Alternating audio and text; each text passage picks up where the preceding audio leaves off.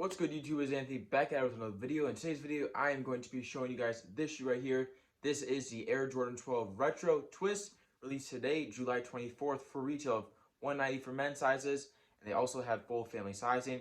So before we hop into this video, make sure you like, comment, subscribe. And in today's video, we are going to be reviewing the shoe itself, sizing, material, everything you need to know about the shoe before picking it up, where to buy it, and everything about the shoe itself. Start off with the box, you have a really clean and settled box, just your traditional box for the Jordan 12s. Size tag right here, this is a size 12. Again, retailing USD 190, pay $2,140 after tax, which is a pretty good retail for a Jordan Retro in general. On top, you got this kind of like cardboard box look in that like brownish color. Black Jumpman right there in the center. Nice orangish red like branding around the side of the box with the Jordan right there in small wording. So yeah, pretty cool box, nice tissue paper inside to match the shoe. And here we have the shoe itself. This shoe, when I first saw it online and I picked it up today as a raffle winner at Foot Action, they had like a app reservation on the app. I scored a 9.5 and a 12. So this is the size 12. I sold the 9.5 in store, made a few bucks on that pair, and I'm bringing you guys this shoe right here. So this shoe really stood out to me with the red touches and the white. Really looks familiar to me and similar to the Jordan 4 Retro Metallic Red with the accents and that kind of like plastic reddish, kind of like a dark red. I'm not really a big fan of white shoes in general, but I think this shoe is pretty good looking. For a good retro and a good Jordan 12, we don't have a lot of Jordan 12s that always release, like 1s and 4s. 12s are really like spread out throughout the year. I feel like they really did a great job on making this shoe, and although resale prices on the secondary market do not reflect it, how good they look in hand, it is what it is, and then I think there was a lot of stock, so that really controls the market. Anyways, looking at the top, you have lots of white primarily covering the whole shoe, just a few little red spots and a little other stuff that really just stand out in the shoe. Anyways, guys, on top, more like the upper side with the stripes and like everything, that is really nice leather, white leather. And then above this kind of stitching line right here is tumble leather. Tumble leather is a little bit more like spotted and kind of like divoted into it looking at it. It's kind of like some rocks and circles and everything. So that's your tumble leather, and then nice leather on top, more onto the toe box. You can see it between the stitching. Again, more of that tumble leather right there above the nice red touch. Everything above around it is just your standard leather. I think the two leathers really do complement each other. And if you kind of look at it, it's more like whitish on the bottom and then maybe just like kind of like a little sparkle on the top.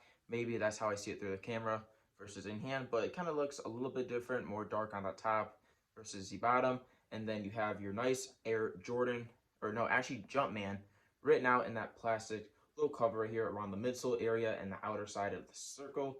And then again, right there, pretty much across from one another in the inside and the outside, you got the nice little red pop. I don't think I really would like this shoe if it didn't have that red pop, but if it was all white. Not really a fan of all white shoes. Not really my type of shoe and everything. I like to have some pop, and it really does it with the red accents. Onto the top of the shoe, you got more red by the laces right here on the outside and the inside right there. And it has like the Jumpman on it. Pretty cool detail if you look at it closely. There is the Jumpman on each of them. So that's a nice touch right there. There is also, well, there actually is white laces on top that really comes with it. And then also on the left shoe, you got black laces.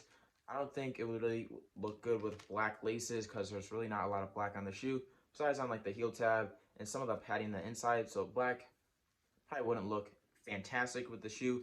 I would much rather put it with a clean white. On top of the tongue, you got this nice black Jumpman right there.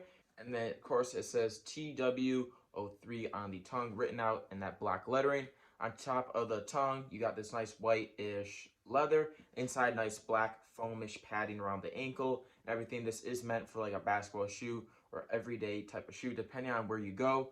But I see a lot of people hooping in the shoe and just casual walking. So you got nice ankle support on Jordan 12s. This is the back heel tab. You got this nice flap with the Jumpman in that red, Jordan written out. And it also says, quality inspired by the greatest player ever, Michael Jordan. So right there, let me know in the comments, who is the best and greatest basketball player of all time? I think Michael Jordan is up there with Kobe and LeBron, but that's just my top three, at least in the basketball game. So anyways, guys, there is a 23 right there, and that red's kind of like embedded in, like divoted in again with the red, and then kind of outlined in that white. So nice pop right there. I really am a fan of the back because there's not a lot of terribly amount of red on the shoe, but the back heel tab really just brings it in together.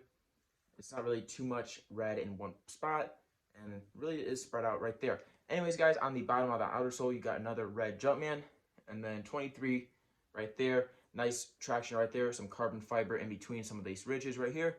More black on the bottom, and it's a pretty good shoe, very durable, strong. It'll hold up. Nice white, nice white midsole right here. Got some like curves and a bunch of lines and stuff going through the shoe.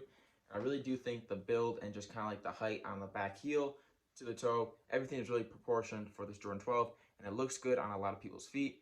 And I'm more of a fan of the metallic red Jordan 4s versus this shoe, but maybe it is cool to have both, and maybe this shoe will actually go up because it's inspired by the Jordan 4s, or kind of like the same kind of look.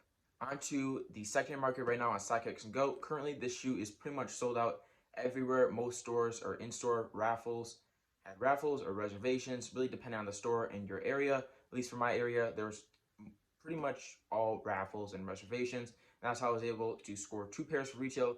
Not a terrible release, but not a great release. I usually get a lot more pairs.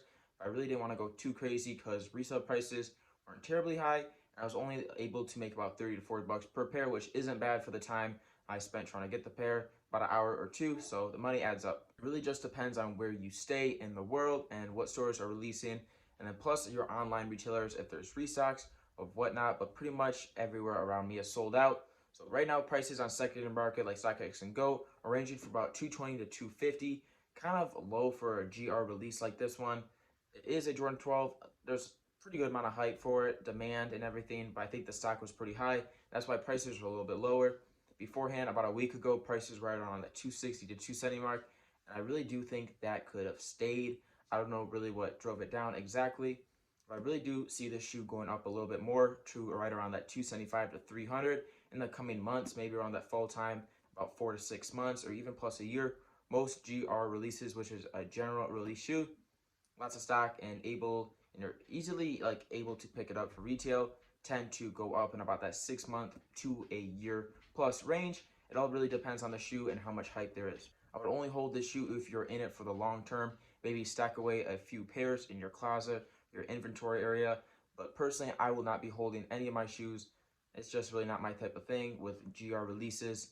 More if you're kind of like hyped up Jordan 1s or 4s, I tend to hold on more often, but 12s is not really my type of niche and everything, so I will not be holding this pair right here. So you guys do what you want at your own risk. Do not invest too much money into a shoe like this one. I do think it will go up because the accents of that red and kind of like relation to the Jordan 4 metallic red. I'm a fan of that shoe. This one is also very clean. That's why I'm a fan of it and everything. I think a lot of people feel the same way. And maybe it will go up, maybe it won't, maybe it's still the same. I just really don't see it staying the same, kind of undervalued for this pair right here. And that wraps up for today's video, guys. Please like, comment, and subscribe. Thank you all so much for tuning into the video today. I appreciate you guys all so much. I've been uploading a ton, making lots of money, selling, buying, and everything. If you want to purchase any of my shoes from me personally, check out my Instagram at Anthony.Souls. Be right here and also in the description. Post everything for sale there and pretty much all my inventory I get throughout the day and throughout my time as a reseller. Remember, guys, like, comment, subscribe, and I'll see you guys later. Have a good one. Peace.